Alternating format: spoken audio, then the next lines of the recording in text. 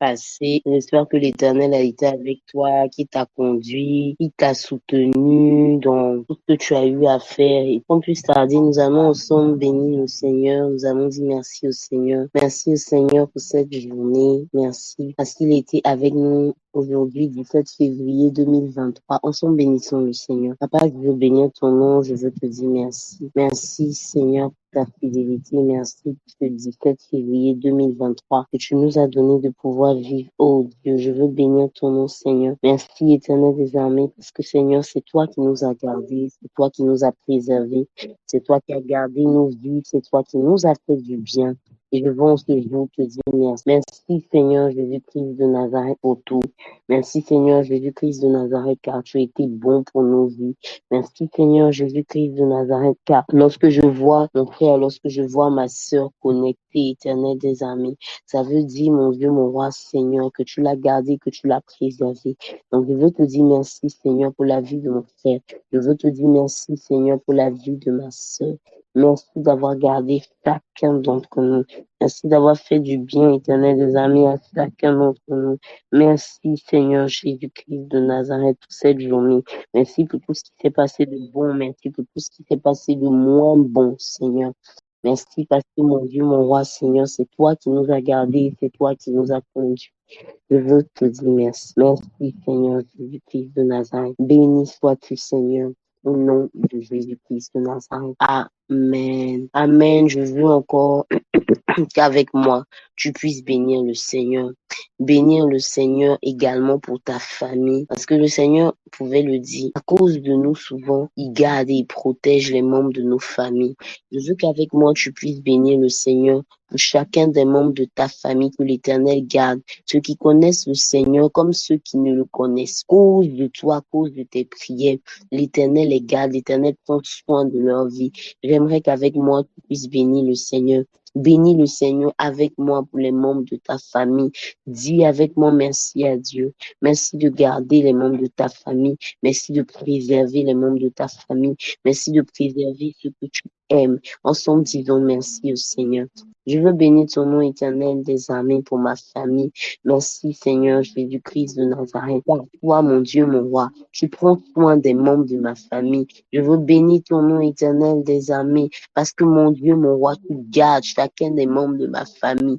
Ceux qui te connaissent comme ceux qui ne te connaissent pas. Oh Dieu, tu prends soin de leur vie, Seigneur. Tu leur fais du bien éternel. Je veux bénir ton nom, Seigneur Jésus-Christ de Nazareth. Et je veux te dire merci. Merci. Merci d'un cœur reconnaissant, Seigneur, pour les membres de ma famille. Merci d'un cœur reconnaissant, éternel des armées, car c'est toi, Seigneur, qui garde, car c'est toi, Seigneur, qui protège, car c'est toi, Seigneur, qui fait du bien, éternel des armées, à chaque membre de ma famille. Merci, Seigneur, pour ta grâce, pour leur vie. Merci, Seigneur, pour ta protection, dans le nom de Jésus-Christ de Nazareth. Amen. Je veux encore qu'avec moi, s'il te plaît, tu puisses bénir le Seigneur. Bénis le Seigneur pour ton frère connecté. Bénis le Seigneur pour ta sœur connectée. Peut-être que tu la connais, peut-être que tu ne la connais pas, mais l'essentiel, c'est que c'est un enfant de Dieu. Je veux que tu puisses bénir le Seigneur avec moi pour la vie de ton frère, pour la vie de ta sœur, connectée en ce jour. Ensemble, bénissons le Seigneur. Papa, je veux bénir ton nom, Seigneur Jésus, pour la vie de mon frère, pour la vie de ma sœur que je vois connectée en ce jour. Merci, Seigneur Jésus-Christ de Nazareth, car tu as été fidèle pour sa vie. Merci, Seigneur Jésus-Christ de Nazareth, car tu as pris soin de sa vie. Merci, Seigneur Jésus-Christ de Nazareth, car mon Dieu, mon roi, Seigneur, tu as fait du bien éternel des amis, à mon frère connecté, à ma sœur connectée. Merci, Seigneur Jésus, pour ta grâce manifestée, mon Dieu, mon roi, pour sa vie. Merci, Seigneur Jésus, pour ta grâce manifestée pour la vie de mon frère, pour la vie de ma sœur. Je veux bénir ton nom. Je veux bénir ton nom. Je veux te dire merci, Seigneur. Je veux te dire merci, éternel. Merci pour ton amour. Merci d'avoir pris soin, Père, de chacun, éternel des armées. Merci, Seigneur Jésus, pour les grands projets que tu prévois pour la vie de mon frère. Merci, Seigneur, pour les grandes récompenses que tu prévois pour la vie de ma sœur. Merci, Éternel des armées, parce que tu es bon, Seigneur Jésus, pour chacun d'entre nous connectés sur cette plateforme. Oh Dieu, merci, Saint-Esprit, dans le nom puissant de Jésus-Christ de Nazareth. Merci, Seigneur. Amen. Je veux qu'avec moi encore tu puisses dire merci au Seigneur. Merci au Seigneur pour notre nation, la Côte d'Ivoire. C'est l'Éternel qui garde, c'est l'Éternel qui préserve notre nation. Je crois que si la nation était en trouble, nous ne serions pas chacun d'entre nous assis en train de faire discorde. On serait caché sur notre lit, on serait en train de marcher, on serait en train d'aller dans une autre ville. Vraiment, il y aurait eu du cafouillage. Mais l'Éternel prend soin de notre nation. On a entendu que des pays ont eu des tremblements de terre, il y a eu beaucoup de choses, mais l'Éternel garde notre nation. Est-ce qu'ensemble on peut dire merci au Seigneur? Merci au Seigneur pour la Côte d'Ivoire. Merci au Seigneur parce que c'est lui qui prend soin de la Côte d'Ivoire. Merci au Seigneur parce que c'est lui qui éloigne de cette nation tout fléau naturel bizarre, toute forme de tremblement de terre, toute forme d'incendie, toute forme d'incident. Pour toi également qui est dans un autre pays, tu vas dire merci au Seigneur pour le pays dans lequel tu es, car l'Éternel garde ce pays. Ensemble, bénissons le Seigneur. Papa, pour nous qui sommes en Côte d'Ivoire, nous voulons te dire merci pour notre nation. Merci pour la Côte d'Ivoire. Merci parce que c'est toi qui gardes cette nation. Merci parce que c'est toi qui prends soin de cette nation. Merci, Éternel des armées. Nous ne prenons pas souvent le temps, l'habitude de te dire merci pour cette nation. Alors que Père éternel des armées, si cette nation vivait des crises, mon Dieu, mon roi, nous ne serons pas tranquillement assis en train de faire discorde, Seigneur. Nous serions sans doute en train de courir. Nous serions sans doute en train de chercher à nous cacher. Nous serions sans doute dans la panique. Oh mon Dieu, mon roi. Mais c'est toi qui gardes cette nation. C'est toi qui prends soin de cette nation. Je veux te dire merci, éternel des armées, pour cela. Merci, Seigneur Jésus-Christ de Nazareth.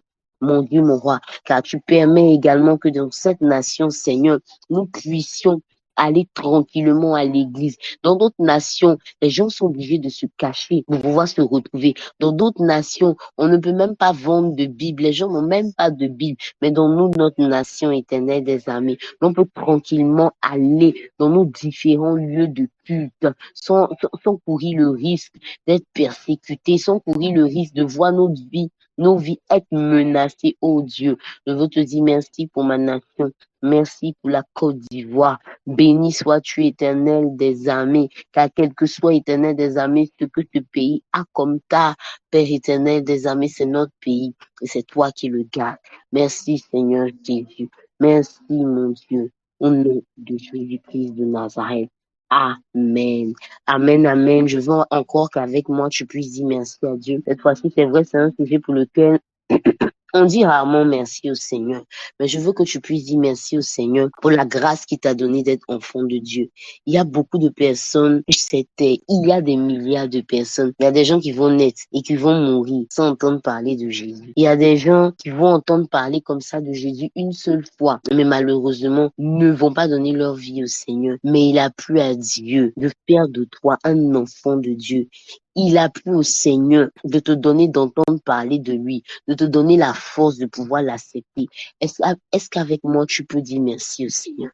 Merci au Seigneur pour cette grâce. Merci au Seigneur pour ce privilège. Il y a des gens qui cherchent un Dieu. Il y a des gens qui cherchent un Père sur lequel ils peuvent compter. Mais malheureusement, ils n'ont pas de Dieu. Ils n'ont pas de Père sur lequel ils peuvent compter. Ah, je veux que tu puisses dire merci au Seigneur. Merci au Seigneur pour la grâce que tu as d'être appelé enfant de Dieu. Merci au Seigneur parce que parmi ces milliards de personnes sur cette terre, je crois qu'actuellement nous sommes 7 ou 8 milliards, je ne sais pas très bien, mais parmi ce nombre de personnes que nous sommes sur cette terre, il a plu au Seigneur que toi tu entendes parler de lui. Il a plu au Seigneur que moi j'entende parler de lui. Papa, je veux te dire merci. Merci pour la grâce que j'ai d'être appelé enfant de Dieu. Merci Seigneur parce que tu m'as donné de pouvoir te connaître, oh Dieu. Il y a des membres de ma famille éternelle des armées qui sont nés, qui ont quitté cette terre éternelle des armées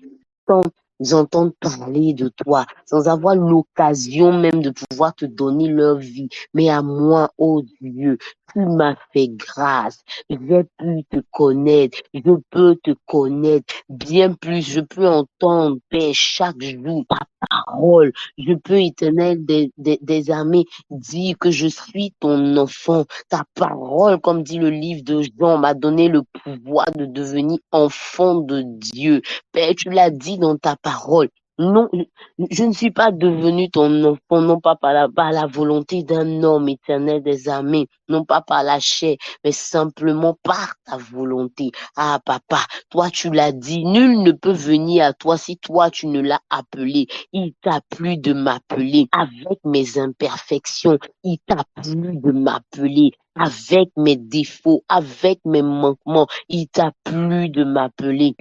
Je veux te dire merci. Merci Seigneur parce que je suis ton enfant. Merci Seigneur parce que j'ai accès à ton trône. Je peux avoir librement accès au trône de la grâce. Je peux t'appeler Abba Père. Je peux déverser mon cœur devant toi. Je peux pleurer devant toi. Je peux rire devant toi. Je peux avoir confiance en toi. Je veux te dire merci. Merci.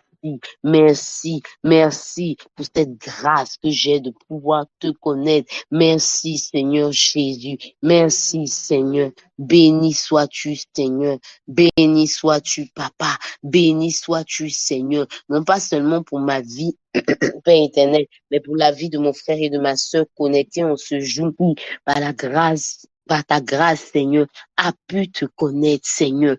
Peut te connaître, peut entendre parler de toi, Seigneur. Merci, mon Dieu. Merci, Seigneur. Merci, Jésus. Merci, Seigneur. Dans le nom puissant de Jésus-Christ de Nazareth. Dans le nom puissant de Jésus-Christ de Nazareth. Merci, Papa. Au nom de Jésus. Amen. Amen, amen, amen, amen. Est-ce qu'on m'entend? Mon voici dit, il n'y a pas de son. Bon, Noël a répondu, il y a le son. Donc, je sais pas trop. Est-ce qu'on m'entend? Est-ce que tout le monde m'entend? Est-ce qu'avec moi, tu as pu avoir une belle et une excellente journée? Ok, d'accord. Est-ce que tu as pu avoir une excellente journée? Est-ce que l'Éternel a été avec toi? Est-ce que l'Éternel t'a fait du bien? Moi, pour ma part, en tout cas, l'Éternel m'a fait du bien. Ma journée était compliquée, mais la prière de ce matin m'a vraiment soulagée. Au milieu de la journée, j'ai eu des violentes migraines à tel point que j'avais envie même de rompre le jeûne. C'est-à-dire, j'avais mal à la tête. Et en plus de ça, il y avait une fête, imagine. Il y avait une fête au travail où il y avait les bonnes choses que j'aime bien là, étaient là. Mais je veux bénir le nom du Seigneur. Il m'a donné la force. Il m'a donné la force, en tout cas, de pouvoir résister. J'ai supporté le mal de tête. Ah bon, pareil que toi aussi, Stéphanie. Ah, c'est pas simple. Mais gloire soit rendue au Seigneur parce qu'on a prié ce matin. On a dit à Dieu qu'il nous donne la force. Et Dieu nous a donné la force de pouvoir résister à sa grâce au nom de Jésus. Amen. Depuis pratiquement 2 jours, aujourd'hui nous sommes au 3.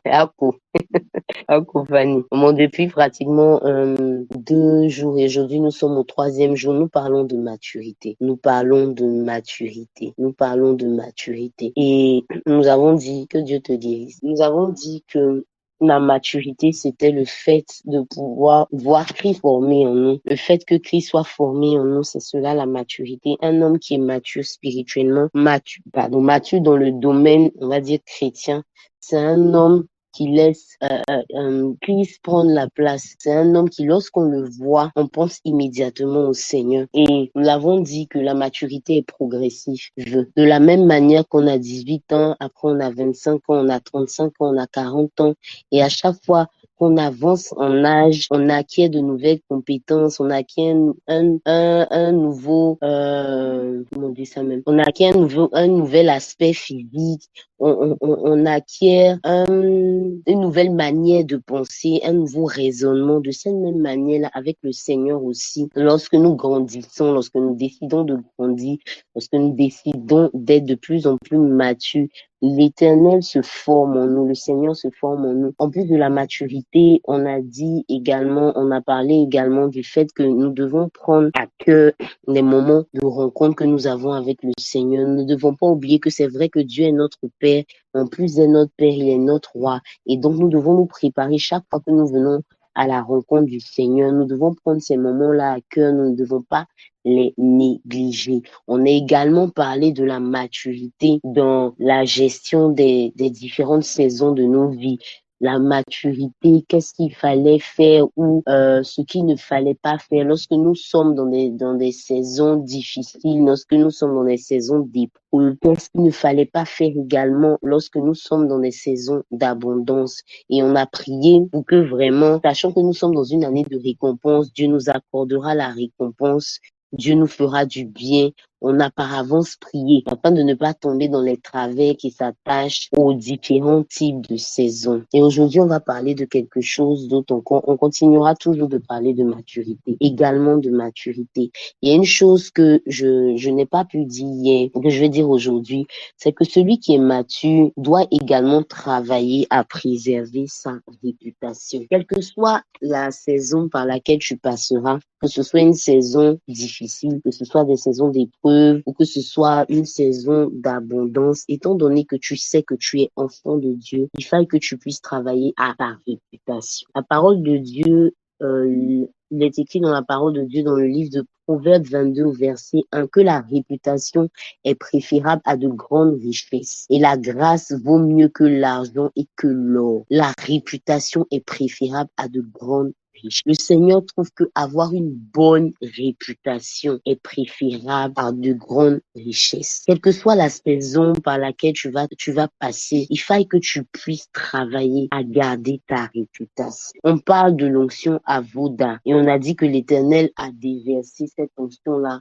pour le corps de Christ. Si Dieu doit te donner cette onction à Voda, si tu as une mauvaise, si tu as une vilaine réputation, ça sera compliqué. Parce que cette onction-là doit permettre à un maximum de personnes de se donner au Seigneur. Mais si quand les gens veulent s'approcher de toi, on leur parle à chaque fois de tout ce que tu as pu faire de mal, ou tu te dis que ta relation c'est avec Dieu, c'est entre toi et Dieu, les autres, bon, tu peux faire ce que tu veux avec les autres. Ça sera compliqué que cette onction-là puisse se manifester totalement. La parole de Dieu aussi le dit dans le livre d'Ecclésiaste, c'est que une bonne réputation vaut mieux que le bon parfum. Une bonne réputation vaut mieux que le bon parfum. En tant qu'enfant de Dieu, nous devons travailler à garder une bonne réputation, quelles que soient les saisons par lesquelles nous passons, quels que soient les endroits où nous serons. Nous devons veiller sur notre réputation. Nous devons veiller sur notre témoignage. C'est important. C'est important. Un bon témoignage peut t'ouvrir des portes.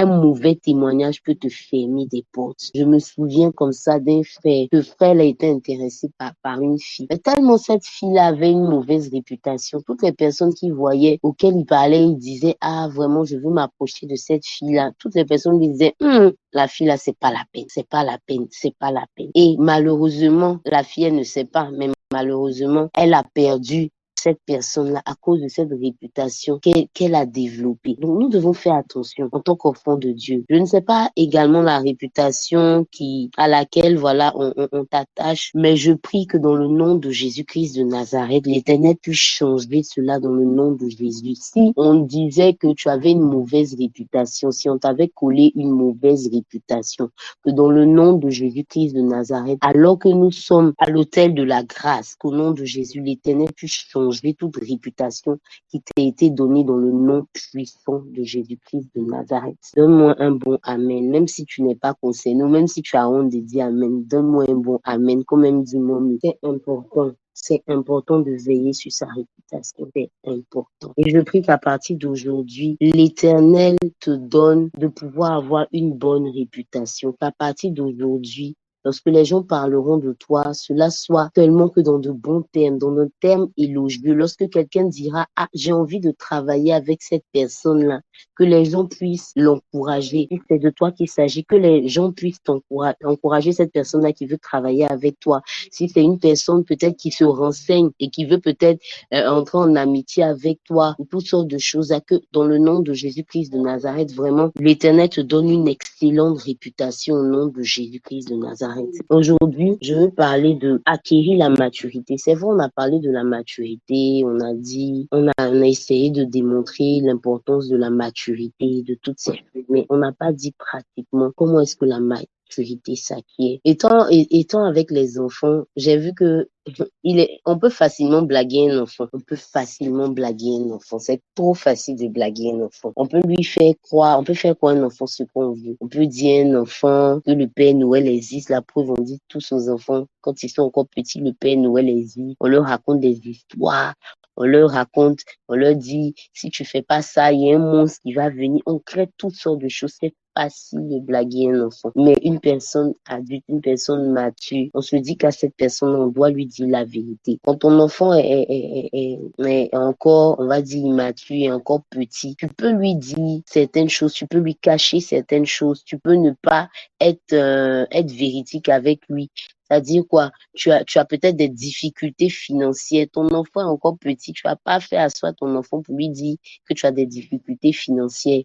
Ton enfant, à Noël, veut un cadeau. Tu es capable même d'aller t'endetter pour lui offrir ce cadeau parce que tu ne veux pas perdre la face devant cet enfant et tout. Mais lorsque ton enfant commence à être mature, lorsque ton enfant commence à grandir, tu lui apprends les choses de la vie. Quand ton enfant commence à grandir, tu le fais asseoir, tu lui dis, mon enfant, dans la vie, là, c'est pas tout ce qu'on veut qu'on a. Mon enfant, voici les réalités de la vie.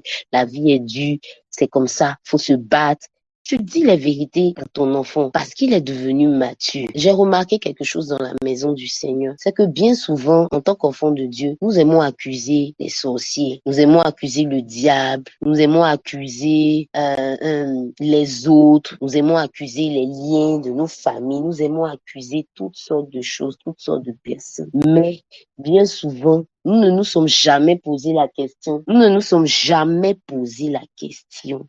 Est-ce que je suis mature pour ce que je demande à Dieu? On a beaucoup de sujets de prière, on a beaucoup de choses qu'on veut et on cherche toujours à accuser quelqu'un lorsqu'on n'a pas ce qu'on veut. Soit on accuse l'église, soit on accuse le pasteur, soit on dit que non, le pasteur là, il prend son temps, il prie plus pour quelqu'un d'autre, soit on accuse les sorciers de nos familles, on accuse le diable tout court. C'est vrai. Ils ont leur part de responsabilité parce que eux-mêmes aussi, ils sont mauvais. Ils aiment faire les mauvaises choses. Donc, si on les accuse aussi, c'est normal. Mais j'aimerais également que tu puisses changer un peu ton paradigme, que tu puisses te poser la question. Est-ce que pour ce que je demande à Dieu, je suis suffisamment mature pour ce que je veux que Dieu me donne, pour cette récompense que je veux que Dieu me donne? Est-ce que je suis suffisamment mature? Il est écrit dans la parole de Dieu dans le livre de Galates 4, verset 1, aussi longtemps que l'héritier demeure un enfant, il ne diffère en rien d'un esclave. Aussi longtemps. Et comme on l'a dit hier, si ça prend 20 ans pour que tu deviennes mature, Dieu est assis là, il attend les 20 ans. Il attend que tu deviennes mature parce que personne ne donne ce qu'il a de précieux à celui qui n'est pas mature. Personne ne donne ça, ce qu'il a de précieux. Tu vas acheter une voiture, tu veux que ton enfant roule une voiture, mais ton enfant a peut-être 9 ans. Ton enfant a 9 ans que tu veux qu'il roule une voiture. Tu vas mettre un chauffeur à sa disposition. Tu vas jamais prendre la clé de cette bonne voiture, malgré tout l'amour que tu as pour ton enfant, pour lui donner la clé de cette voiture-là. Parce que tu sais que non seulement il peut se tuer, mais aussi il peut tuer d'autres personnes. Et bien souvent, c'est ce qui bloque le Seigneur. Le Seigneur est prêt à nous donner certaines choses. Le Seigneur veut nous donner certaines choses. Le Seigneur veut qu'on soit épanoui. Le Seigneur veut certaines choses. Il veut qu'on soit à l'aise. Il veut nous exaucer. Mais malheureusement, il sait que s'il nous donne certaines choses, non seulement on va se tuer, mais on va également tuer d'autres personnes. Il est donc important de chercher à mûrir. Pour arriver à mûrir, la première des choses qu'il faut faire, c'est de faire un véritable diagnostic de sa vie. Il faut t'asseoir, il faut que je m'asseye, il faut que je puisse réfléchir. Ça fait combien d'années je suis dans la maison du Seigneur? Est-ce que je suis mature? On parle aujourd'hui d'amour, on parle aujourd'hui de service, on parle aujourd'hui d'obéissance, on parle de beaucoup de choses, mais je garderai ces 3 domaines-là parce que c'est l'année OSA. Donc, je garderai ces 3 domaines-là. À quel degré je suis? Si je prends l'obéissance, à quel degré je suis? Est-ce que je suis à 10%? Est-ce que je suis à 20%? Pourtant, ça fait 30 ans que je suis dans la maison du Seigneur. Mais est-ce que je suis à quel pourcentage d'obéissance? Je suis à quel pourcentage au niveau de mon service? Je suis à quel pourcentage au niveau de l'amour que Dieu demande? Il faut faire un diagnostic assez vraiment objectif, sans vouloir te blaguer, sans vouloir te lancer des fleurs.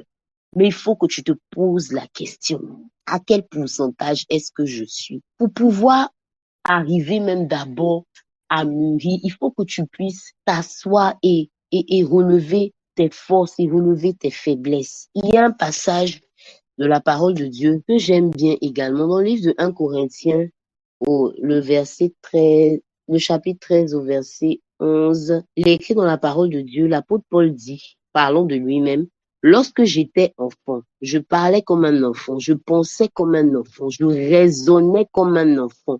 Lorsque je suis devenu homme, j'ai fait disparaître ce qui était de l'enfant. Autrement dit, moi, je dirais, lorsque je suis devenu mature, j'ai fait disparaître ce qui était de l'enfant. En lisant ce passage, j'ai compris que personne ne viendra à notre place faire disparaître ce qui est de l'enfant en nous. Personne ne viendra faire disparaître ce qui est de l'immaturité en nous.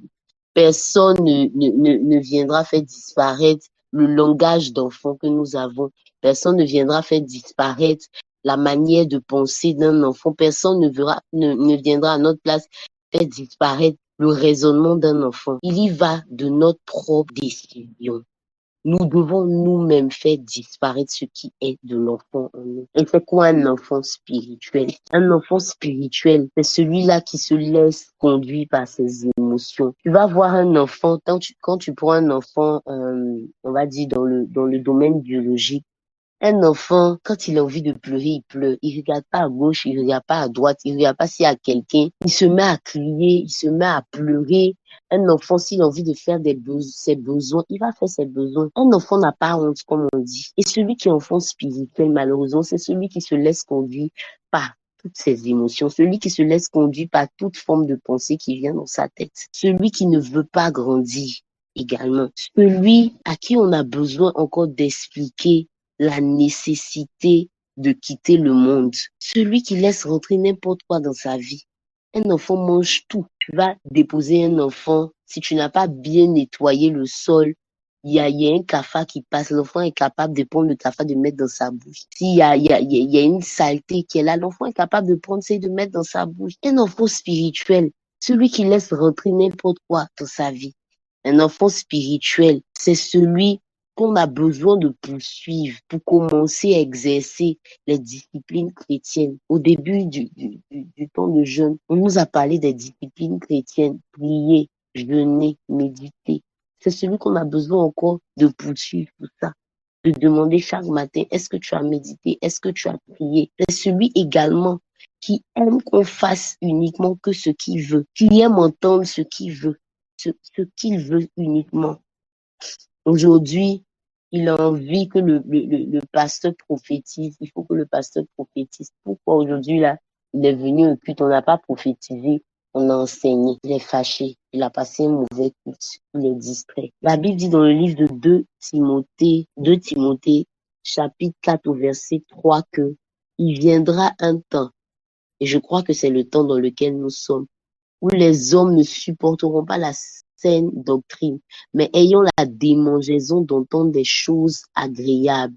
Ils se donneront une foule de docteurs selon leurs propres désirs, détourneront l'oreille de la vérité et se tourneront vers les fables. Et aujourd'hui, malheureusement, il y a tellement d'enfants spirituels dans nos différentes communautés qu'on est obligé de bien peser les mots quand on prêche. On est obligé des fois de diluer la vérité. On est obligé de la maquiller un peu, on est obligé de la survoler parce que un enfant, c'est celui qui aime entendre que ce qu'il veut. Un enfant, c'est celui qui veut qu'on fasse tel qu'il veut, tel qu'il pense. Des fois, ça me fait rire. Il y a des personnes qui ne lisent pratiquement pas leur Bible, ne connaissent pas les choses de Dieu, mais ils vont se permettre aussi de, de pouvoir juger le message du pasteur. Le pasteur va prêcher, le prophète va prêcher.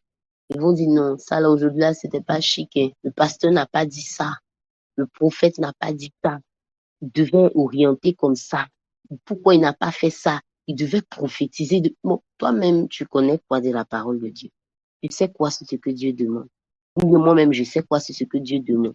Et puis, je vais me permettre de pouvoir jouer un message. Bien aimé, c'est tout ça un enfant spirituel. C'est tout ça un enfant spirituel.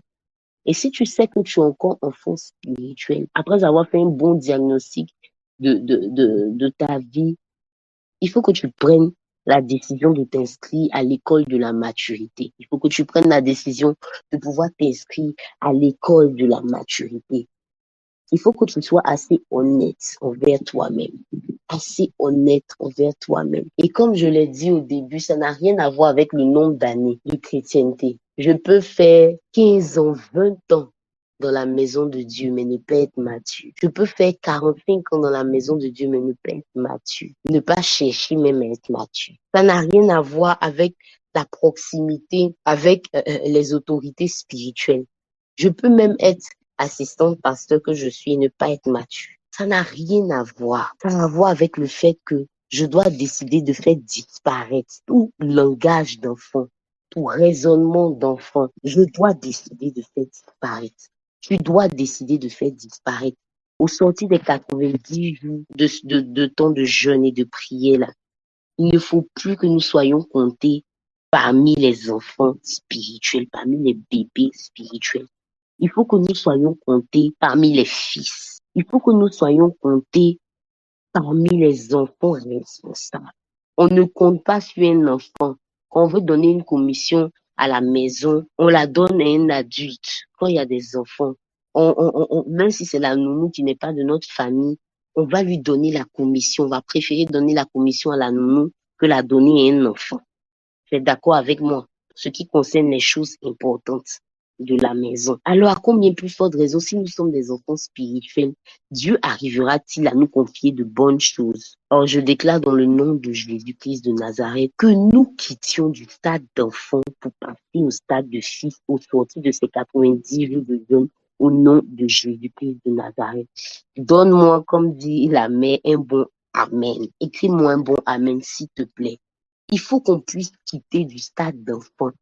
Il ne faut plus qu'on puisse nous poursuivre pour les b.a.-ba de la vie chrétienne, les b.a.-ba de la foi. On n'a plus besoin de ça. Il faut plus qu'on puisse nous poursuivre pour ça. Il faut plus aussi qu'on se laisse comme des enfants conduits par nos différentes émotions. Aujourd'hui, je suis fâchée, donc je ne sais pas Dieu. Aujourd'hui, je suis fâchée, donc je reste à la maison. Aujourd'hui, je suis un peu fatiguée, donc je ne vais pas au culte. Mais pourtant, tu es fatigué, mais tu te lèves pour aller au travail. Tu es fatigué, mais tu te lèves pour aller au travail. Un travail où tu vois même le salaire, même ça couvre à peine tes besoins, mais tu es fatigué. Il y a un jour, Seigneur, surtout le lundi matin, là, tu es fatigué, tu as mal au crâne, tu n'as même pas envie, mais tu te lèves, tu t'en vas. Mais dimanche, là, oh Seigneur, toi-même, tu sais, la semaine a été trop épuisante. Il faut que je me repose ce dimanche. Oh Seigneur, il faut que je me repose. Aïe, aïe, aïe, il faut que je me repose. Je dois affronter la journée du lundi, donc le dimanche, il faut que je me repose. Mais à partir d'aujourd'hui, ce n'est plus ton cas au nom de Jésus. Ce n'est plus ton cas au nom de Jésus. Souvent, je suis un peu dépassée quand je dois diriger à l'église. Au début, je pensais que c'était moi qui avais fait, c'était moi peut-être qui exagérais, mais en parlant avec les différentes personnes qui dirigent et tout, j'ai vu que, ah, d'accord, ce n'est pas moi. Souvent à l'église, quand tu diriges, pour ceux qui ont déjà eu la grâce de pouvoir diriger, tu donnes des sujets de prière. Tu vois des personnes, elles sont assises. Comme si elles n'ont pas besoin que Dieu agisse dans leur vie. Leur bouche est fermée. Leur bouche est fermée. Tu es obligé de faire de créer des stratégies pour les emmener à prier. Tu es obligé des fois de descendre de la chair. Tu arrives au milieu. Seigneur. Tu es obligé de dire non. Déclaration, déclare avec moi. Ta, ta, ta, ta, ta, ta, ta, ta, ta, ta. Il y a des personnes, merci prophète, qui sont assises, elles attendent le prophète pour que le prophète vienne déclarer. Tout ce qui se passe autour là, ça c'est pas leur problème. Le dirigeant c'est Bozio. Ça c'est aussi être un enfant spirituel. Quand tu es un enfant spirituel, c'est là que tu ne sais pas que à tout moment, Dieu peut se manifester. Ce n'est pas seulement que quand le prophète arrive. Dans la louange, Dieu peut se manifester. Dans l'adoration, Dieu peut se manifester. Dans l'intercession, Dieu peut se manifester. Souvent, même l'ange est venu te visiter avant que le prophète n'arrive. Mais tu étais dehors en train de causer. Ouais, tu étais dehors en train de causer. Pendant que l'intercession se passait. pendant que peut-être Dieu a préparé le dirigeant, pendant qu'il est en train de prier, de prier pour son temps de prière, il a préparé spécialement pour qu'il ait une onction spéciale, pouvoir répondre à ton sujet. Mais tu étais dehors en train de causer. Oh, oh, oh, oh, oh, oh. Mais je crois qu'à partir d'aujourd'hui, nous sommes délivrés au nom de Jésus. Nous sommes délivrés au nom de Jésus. Nous sommes délivrés au nom de Jésus. Ah, nous sommes délivrés au nom de Jésus. On ne nous comptera plus parmi les bébés spirituels. Non, non. Je refuse au nom de Jésus-Christ de Nazareth d'être considéré comme un bébé spirituel. Ça, c'est moi, je refuse au nom de Jésus. Je fais disparaître de ma vie tout langage d'enfant au nom de Jésus. Je fais disparaître de ma vie, comme dit l'apôtre Paul, tout raisonnement d'enfant au nom de Jésus-Christ de Nazareth. À partir d'aujourd'hui, je suis un homme mature au nom de Jésus-Christ de Nazareth. Et lorsque tu as fini de faire le diagnostic de ta vie, de voir un peu là où tu étais encore un enfant, là où tu étais, tu manquais encore de maturité, et que tu décides de t'engager vers l'école de la maturité, il y a quelque chose que tu dois pouvoir faire, c'est de travailler à ressembler à Dieu en développant le fruit de l'esprit. On aime beaucoup parler des dons spirituels. On aime beaucoup avoir les dons spirituels. On aime que, voilà, le jour où on intervient, ah, Dieu merci alors. Car Dieu merci. Le jour où peut-être on nous donne une petite plateforme, on veut montrer que non. Ce jour-là, le jour par exemple, on va dire non, prie pour la fin. C'est gâté. Tu vas choquer, tu vas dire tout ce que tu as dit. En tout cas, on veut que les gens voient un peu ce que Dieu a mis en nous et toutes ces choses. Mais il y a une chose souvent que nous oublions de développer, c'est le fruit de l'esprit. Et je le dis toujours, lorsque je donne les cours de baptême, je dis toujours aux aspirants au baptême, les dons spirituels, c'est bien. Les apparats, c'est bien. Mais le plus important, c'est de développer le fruit de l'esprit.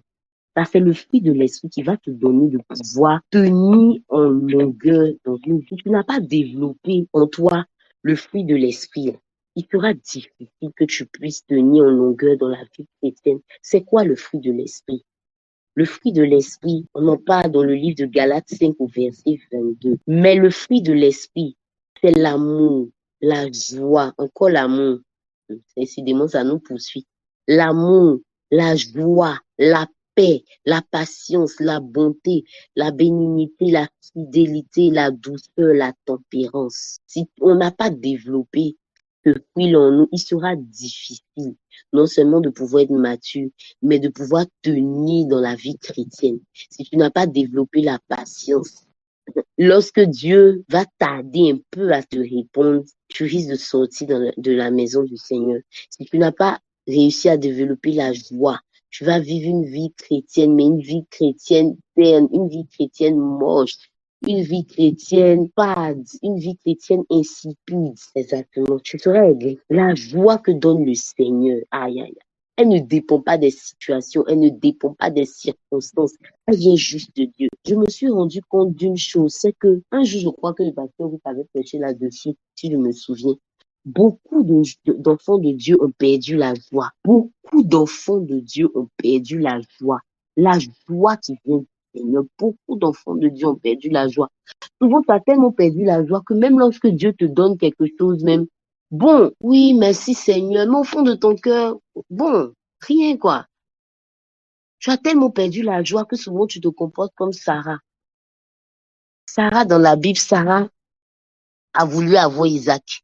Elle a voulu avoir Isaac et tout. Elle a voulu avoir son enfant. Elle a tellement attendu, Dieu lui a donné son enfant. Au lieu de se réjouir de cet enfant que Dieu lui a donné, la chose qu'elle a trouvée à dire, c'est que les gens vont se moquer de moi, les gens vont dire que je suis vieille et puis j'ai eu un enfant. Mais on s'en fout si les gens ont dit ça. L'essentiel, c'est que Dieu t'a donné ton miracle. Mais tellement la joie avait disparu de son cœur, elle n'arrivait même plus à se contenter, à apprécier le miracle du Seigneur. Et c'est ainsi que la plupart des enfants de Dieu, n'ayant pas développé le fruit de l'esprit, nous n'arrivons même pas à apprécier les grâces que Dieu nous donne. Souffle de vie, bof. La santé, là même, on voit même pas ça même. Alors que quand tu vas dans les hôpitaux, tu te rends compte que oui, la santé, c'est important. Lorsque toi-même tu es malade, tu te rends compte que la santé, c'est important. Le fruit de l'esprit nous parle de la paix, la paix. Aïe, aïe, aïe, la paix que donne le Seigneur.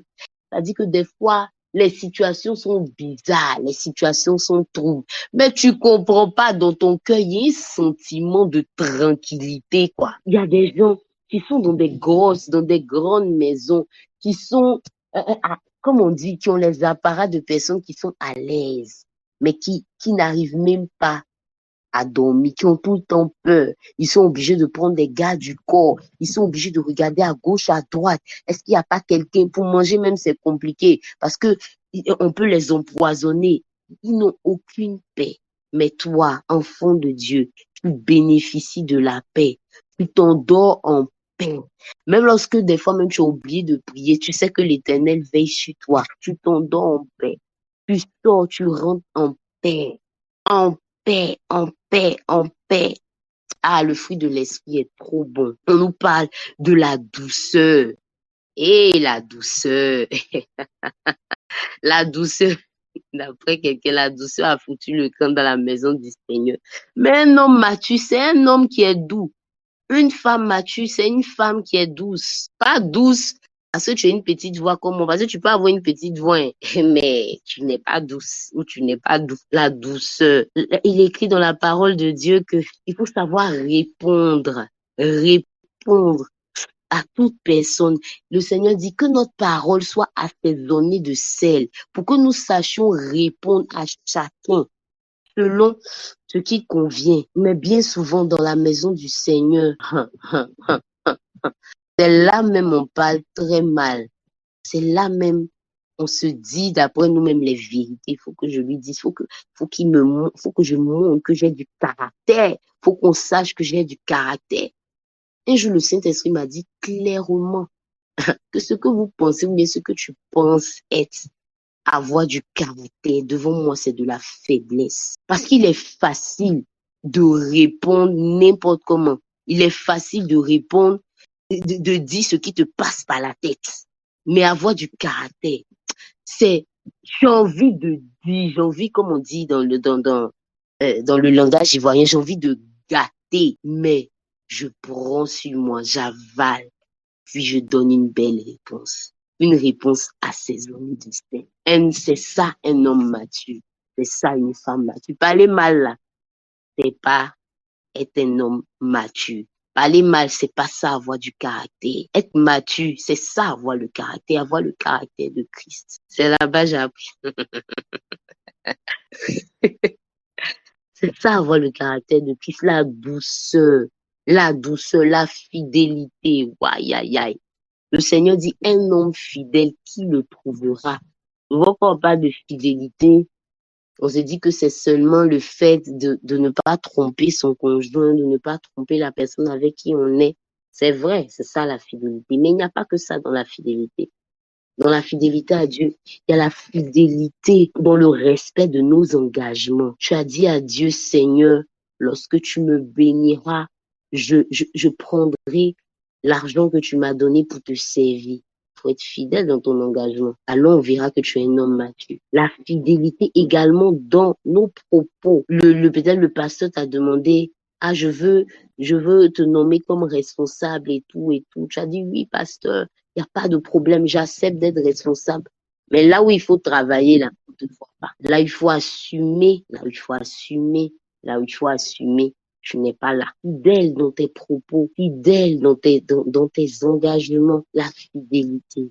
Et toutes ces choses-là, lorsque nous arrivons à les développer, on peut dire de nous que nous sommes des hommes ou des femmes matures. Dans notre vie chrétienne, on doit pouvoir travailler à développer le fruit de l'esprit. C'est important. C'est important. C'est important. Comme on l'a dit tout à l'heure, l'Éternel ne donnera pas ces belles choses. L'Éternel ne donnera pas ces choses précieuses à des personnes qui ne sont pas matures. Souvent, on prie pour certaines choses. Seigneur, je veux voyager. Seigneur, ouvre-moi les portes du voyage. Seigneur, je veux aller en Occident, bien je veux aller je ne sais pas où. Ouvre-moi les portes, ouvre-moi les portes, ouvre-moi les portes. Mais les portes sont fermées, les portes sont fermées, les portes sont fermées. Pourquoi? Parce que Dieu sait que à Abidjan ici, où il y a le pasteur, où quand tu viens pas à l'église, on t'appelle, on te demande, ah, mais pourquoi tu n'es pas venu à l'église, mais on t'a pas vu, tant, tant, tant. Malgré ça, là, tu dis les putes. Dieu sait que s'il t'a envoyé en Europe, où il n'y a pas pasteur qui te suivait, mais c'est gâté. Là même, là, peut-être c'est le jour de Noël, c'est bon, tu seras à l'église. Là-bas, ici même à Abidjan, où c'est vrai que le péché voilà, est vulgarisé, est déversé et tout ça. Mais bon, il y a un peu encore de petites pudeurs et tout. Là-bas même où c'est gâté même, où c'est versé, comme les enfants aiment dire, où c'est pocho. Mais Dieu même sait que s'il t'a envoyé là-bas, mais c'est, et là même, il t'a perdu, oh, il t'a perdu le las, comme on le dit. Il t'a perdu. Je t'assure. Ici même là, tu regardes, si je suis sortie, ou peut-être au Carrefour là-bas, il y a un frère, il y a une soeur en Christ qui va me voir, oh. Mais malgré ça, là, tu fais un peu quand même. Maintenant, c'est où il va t'emmener en Europe, où chacun pour soi, Dieu le pousse là. Là même, c'est foutu, sans caleçon, tu vas te balader. Dieu sait, Dieu sait, Dieu sait. Souvent, c'est pour ça que la porte est faite. Dieu sait. Il y a des personnes même qui, dans leur prière, Seigneur, Seigneur, Seigneur, donne-moi de marier un homme riche, Seigneur, donne-moi de marier un homme riche, Seigneur, donne-moi de marier un homme riche. Mais la petite, le salaire qui n'est même pas beaucoup que Dieu te donne là, tu n'arrives même pas à gérer, tu n'arrives même pas à mettre de côté. Dès que tu as ça là, c'est pour habiller, c'est pour, tu n'arrives même pas à voir que non, cette fois-ci là, bon, c'est homme riche là, Dieu va te donner. La pauvre fortune du monsieur, mais tu vas tout dilapider. C'est ça. Parce que souvent, on se plaint, on cherche loin, mais on est nous-mêmes les obstacles à notre exaucement. Toi, tu n'as pas honte. Dans la rue, te mets à crier. Dès qu'on te parle, tu te mets à crier, tu te mets à t'énerver. Bon, c'est dans la famille de l'homme riche où les gens sont peut-être solennels, où les gens cachent leurs sentiments, où les gens... C'est lui, dans sa famille, là, tu vas aller crier. Dieu aussi l'aime. Donc, Dieu aussi, il t'exauce pas pour le moment.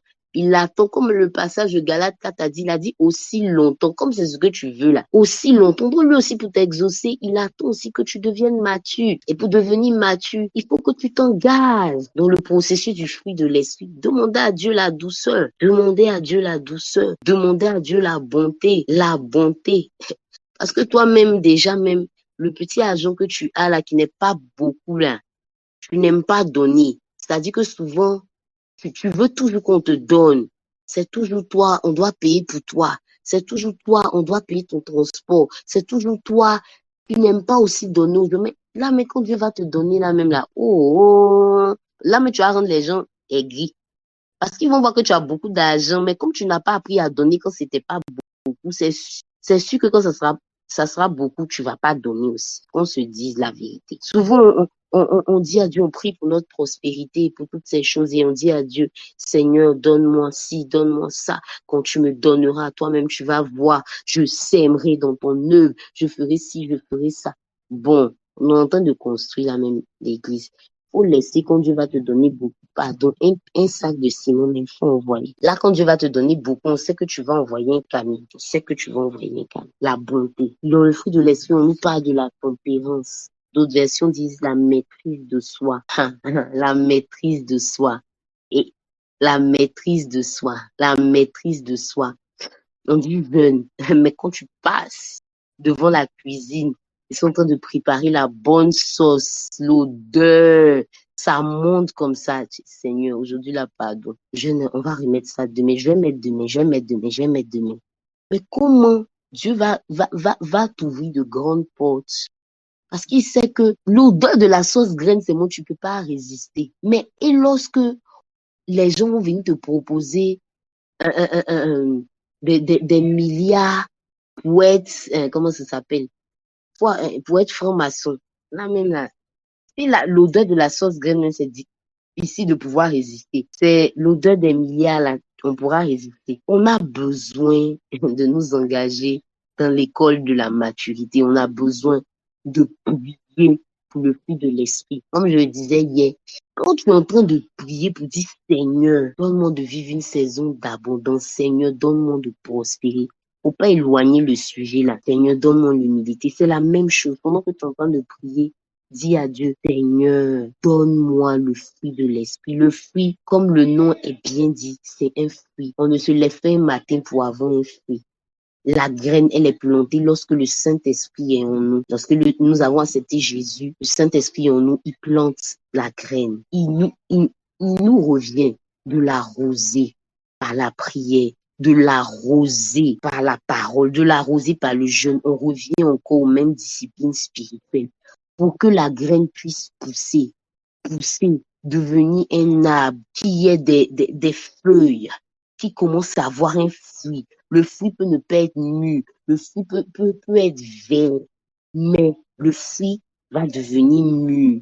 Mais si nous laissons cela à l'état de la graine, tu vois que le fruit, on va jamais manifester le fruit. Et qu'on se dise la vérité, on n'aura jamais les vraies récompenses du Seigneur. Quand j'ai regardé voilà, la parole, quand l'homme de Dieu a dit l'année de la récompense, qu'il a parlé du fait que nous devons rencontrer l'esprit de la parole et toutes ces choses-là. J'ai pris ma Bible, j'ai voulu regarder récompense toutes les fois où était mentionné le thème récompense dans la Bible et tout, étudier ça. Et j'ai vu que dans le livre de Ruth, Naomi a dit à Ruth que ta récompense soit entière. Ça m'a fait tilt. Je me suis dit, ah. Donc, il peut avoir des récompenses au 10e. Il peut avoir des récompenses au quart. Il peut avoir des récompenses, des demi-récompenses. Mais il y a également des récompenses entières. Et je crois que par la grâce de Dieu, si nous nous engageons sur le chemin de la maturité, si nous allons à l'école de la maturité, en priant pour développer le fruit de l'esprit en nous, par la grâce de Dieu, nous aurons des récompenses entières de la part du Seigneur. Nous aurons des récompenses entières de la part du Seigneur. Et je veux terminer en disant ceci. Lorsque nous devenons matures, je l'ai lu dans un livre et ce livre-là m'a marqué. Le livre était dans les affaires de ma maman. Il y avait plusieurs livres et tout. Et j'ai pris le livre, j'avais envie de lire, j'ai pris le livre. Et ce livre-là m'a marqué. Ce livre-là, je me rappelle plus bien du titre. Mais dans ce livre, on disait, que ferait Jésus à ma place? Je me rappelle. C'est ça le titre? Ok, d'accord. Que ferait Jésus à ma place? Ah, ce livre-là m'a marqué. Aïe, aïe, aïe, aïe, aïe, aïe, aïe, aïe. L'auteur disait comme ça que pour chaque situation, il se demandait que ferait Jésus à ma place. Ça lui a donné de devenir mature. Ça lui a donné de régler sa vie. Et lorsqu'il a eu enseigné, il a eu à pouvoir enseigner cela à d'autres personnes. Ça a créé un réveil dans sa communauté. Ça a créé un réveil dans une vie. C'est une phrase. Que ferait Jésus à ma place? Face à toute situation. J'aimerais que tu puisses, si tu as oublié tout ce que j'ai dit là, j'aimerais que tu puisses garder au moins cela à l'esprit. Que ferait Jésus à ma place? Est-ce que Jésus se contenterait de faire mourir la graine du Saint-Esprit? Est-ce que Jésus voudra toujours être un bébé spirituel? Est-ce que face à une situation, quelle serait la réaction du Seigneur Jésus? Que tu partes avec cette phrase-là, dans ces 3 jours pour la maturité. Que ferait Jésus à ma place? Pour chaque situation, pose-toi la question. Que ferait Jésus à ma place? Face à chaque défi de ta vie, que ferait Jésus à ma place? Face à toutes les saisons que tu traverseras, que ferait Jésus à ma place? Face à toutes les réactions que tu devrais avoir, que ferait Jésus à ma place? Qu'un homme mature, c'est celui-là même qui se pose cette question. Que ferait Jésus à ma place? Que Dieu te bénisse. Aujourd'hui, pas de sujet de prière. Toi-même, dans tes temps personnels, va parler à Dieu. On a dit beaucoup de choses. On a dit énormément de choses. Dans ce que tu as retenu, parle à Dieu. Dans ce que tu as retenu, dis à Dieu, aide-moi à devenir mature. Je ne suis pas mature à ce niveau. Je ne suis pas mature à ce niveau. Je suis encore un enfant spirituel à ce niveau. Je manque encore de maturité à ce niveau. Aide-moi. Quand j'ai prié le Seigneur par rapport à l'amour, quand on a prêché sur l'amour, je me suis rendu compte que vraiment j'étais un enfant spirituel par rapport à l'amour. Parce que comment tu as fait là? Quand je t'ai classé, je t'ai mis dans un placard. Mais je me suis rendu compte que c'est une réaction de bébé spirituel. C'est une réaction d'enfant spirituel. Parce que Jésus ne ferait pas cela à ma place. Jésus n'a pas rejeté Pierre. Jésus est allé chercher Pierre. Jésus n'a pas rejeté Pierre. Donc, je veux te laisser avec cette parole. Que ferait Jésus à ma place? Que Dieu te bénisse. Excellent début de week-end. Que Dieu te fortifie pour toi qui es fatigué. Excellent week-end. Pour ceux qui sont avec nous, on se retrouve. Je crois qu'il y a prière demain. Non? Il y a prière demain, il me semble. Donc, on se retrouve demain à 5 heures. Voilà, moi, j'ai fini mes 3 jours. J'espère avoir dit ce que le Saint-Esprit voulait que je dise. J'espère aussi avoir dit ce que celui qui m'a confié le thème aussi voulait que je dise. Que Dieu te bénisse. J'en ai fini. Au fait. Gloire à Dieu, que Dieu te bénisse. Je voudrais ajouter une chose. La maturité se retrouve aussi dans la prise de décision, dans notre capacité à prendre des décisions. Il y a beaucoup de personnes qui ne savent pas prendre de décisions. Et cela s'entretient toujours par le fait que on a le prophète qui est là. On a le prophète qui est là. Ce que je vais te dire, c'est que même vis-à-vis de Dieu, on vient présenter à Dieu ce qu'on a, ce qu'on pense faire. Et puis Dieu va nous dire si c'est bon ou c'est pas bon. Il y a une démission, souvent. Il y a une démission véritable, souvent. On a peur d'assumer, donc on veut que ce soit quelqu'un d'autre qui prenne la décision. Une personne mature, dans le processus de discipulat avec les pasteurs que j'ai eu, il y avait des périodes où elle me présente les problèmes, je donne des solutions. Elle me présente des problèmes, je donne des solutions. À un moment donné, je me suis arrêté, puis quand elle me présente les problèmes, je lui ai dit, qu'est-ce que tu as? Qu'est-ce que tu penses? Une fois, deux fois, trois fois, à un moment donné, je leur ai dit, ne me posez plus jamais de problèmes sans me présenter la tentative de solution que vous me Oui, ça, c'était la chic période. Parce que maintenant, si elle m'appelle pour m'expliquer un problème, je leur pose la question, qu'est-ce que tu as fait? Parce qu'en fait, je leur ai appris à penser en tant que pasteur. Le processus, c'était de leur apprendre à penser en tant que pasteur. J'ai fait un cours, je l'ai dit une fois sur cette plateforme, j'ai payé cher ce cours-là pour apprendre à prendre des décisions. J'ai pensé que ça n'en valait pas la peine, mais ah oui, le professeur là, il nous a montré que c'est pas facile. Dans la 4e prédication que j'écoutais aujourd'hui, j'écoutais le pasteur T.D. Jakes, qui est le pasteur américain, qui disait, quand on lit la Bible, on pense souvent que c'est simple. La marche d'Abraham pour aller tuer Isaac. Il dit, il ne parle même pas du fait qu'Isaac soit mis sur l'autel. Il dit la marche d'Abraham pour aller tuer Isaac. Tout ce qui passait dans la tête d'Abraham. Dieu a parlé à Abraham la nuit. Il s'est levé le matin très tôt. En même temps, il a pris l'enfant pour partir. Dans un endroit qu'il ne sait pas. Il dit, c'est pas simple de prendre des décisions quand on est leader. Quand on est leader. C'est pourquoi on entend souvent des personnes qui veulent être des leaders. Il faut laisser à faire d'être leader. Si tu n'es pas encore prêt à prendre des décisions, tu pourras prendre des décisions qui te mettront tout le monde à dos. Mais tu dois les prendre. Tu pourras prendre des décisions qui refroidiront tout le monde, mais tu dois les prendre. Mais tu dois apprendre à prendre des décisions. L'un des signes aussi de la maturité, c'est notre capacité à pouvoir prendre des décisions, à les assumer. Je donne un exemple. Quand on a acquis le terrain de la communauté, au cours d'une réunion des responsables, plusieurs ont proposé qu'on aille là-bas directement. Et là, je ai réfléchi, je prie, je reviens. Quand je suis revenu, je leur ai dit, on n'ira pas là-bas pour le moment. On était encore à Copacabana. Et puis Copacabana devait fermer. Un an avant que Copacabana ne ferme, le Seigneur m'a dit, je t'envoie au centre de la ville. C'était dans la période où on devait commencer à acheter le terrain. Le Seigneur m'a dit, je t'envoie dans le centre de la ville. Et puis on achète le terrain, mais c'est pas dans le centre de la ville, c'est excentré. Les responsables disent, allons là-bas. Je leur dis, c'est pas le temps. Donc on ne va pas.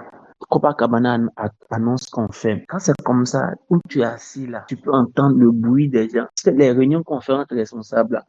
Chaque responsable a son apoto, à son camarade et à son bras droit, avec qui il réfléchit de ce qui a été dit, de ce que le pasteur a dit, ce que le pasteur a mal dit. Donc tu peux sentir les regards des gens, la pression des gens. On dit en cas parti, il veut pas. Maintenant, Copacabana va faire l'opportunité du foyer des jeunes se présente. On s'engage au foyer des jeunes. Je dis quitte au double. Le prix a doublé.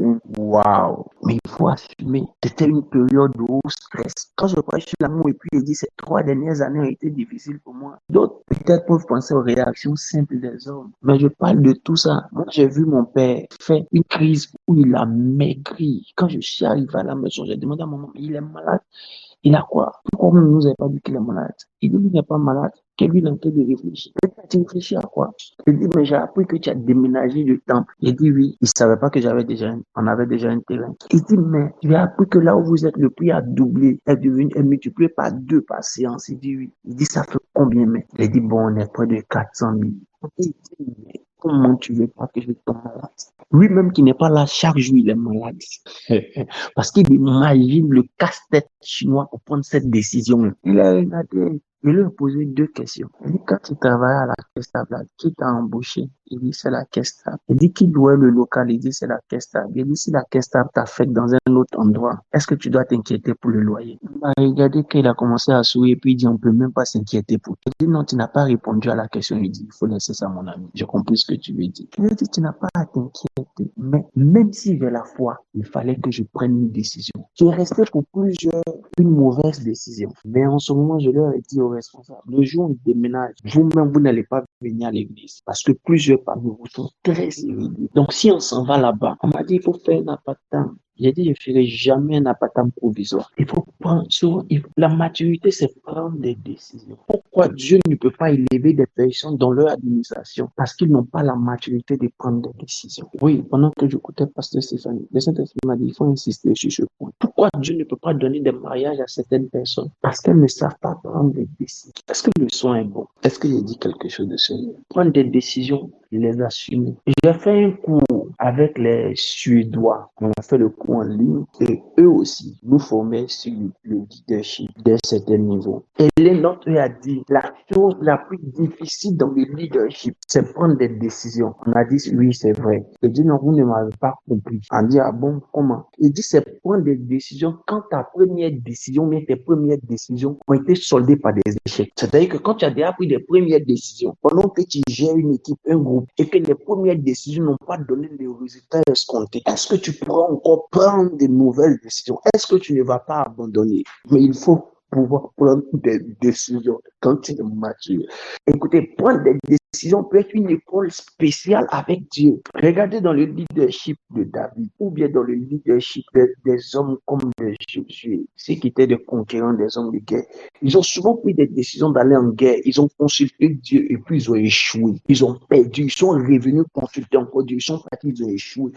En fait, les hommes ne vont pas considérer qu'ils ont consulté Dieu et puis ils n'ont pas bien posé la question. Les hommes considéreront que nos frères sont morts sur le front parce que tu es un faux gars, tu es un faux général, tu es un faux leader. Il ne faut pas qu'on lise la Bible simplement, il faut lire souvent la Bible avec des lunettes de leadership dans certains cas. Quand il prend une décision, oui, il va en guerre, les gens meurent, il revient, il a perdu, oui, il revient décider, oui, il va en guerre, il va encore en guerre, les gens meurent, il revient, il échoue encore. La troisième fois, il dit, Seigneur, dois-je aller? Il dit, oui, tu dois aller. Il dit, qui doit monter premier? Il dit, celui-là doit monter premier. Mais et les parents de ceux qui sont morts, pensez qu'ils vont dire quoi? On leur a demandé, mais dans ce cas, à la vérité, on vient de comprendre ta question. Mais qu'est-ce qu'on fait? Il dit, qui t'a dit que quand tu es leader, tout ce que tu vas faire va réussir? Tu peux faire quelque chose qui ne va pas réussir, mais continue de prendre des décisions. Et présente tes décisions à Dieu. Discute avec des personnes qui ont aussi pris des décisions difficiles. Parle avec ces personnes pour apprendre à minimiser les risques. C'est un signe de maturité. Prendre des décisions, surtout dans un foyer. Apprendre à prendre des décisions. Je réfléchissais pour un frère aujourd'hui. Je réfléchissais pour lui. Et puis le Saint-Esprit me disait, je sentais de mon cœur comme ça. Si tu n'avais pas décidé de lui recommander, mais de lui ouvrir les yeux sur le fait qu'il doit aller tout doucement, rester là où il est, tout doucement. Il y a un type de bénédiction qu'il est en train de voir aujourd'hui qui n'allait pas. Dis à ton frère, soyons matures dans les prises. Encore prendre des décisions nécessitent de la maturité. Sur 2 autres angles, il faut de la maturité pour recommencer. Il faut de la maturité pour se remettre en cause, pour reconnaître quand on s'est trompé. Il faut de la maturité pour remettre en cause notre première décision, pour reconnaître quand on s'est trompé. Il faut beaucoup, beaucoup de maturité. Maintenant, un des signes de maturité pour une femme quand elle apprend à prendre des décisions, c'est de savoir que peu importe le niveau de décision qu'elle prend, elle doit soumettre sa décision à celui qui est son chef. Mais j'espère que c'est bien compris.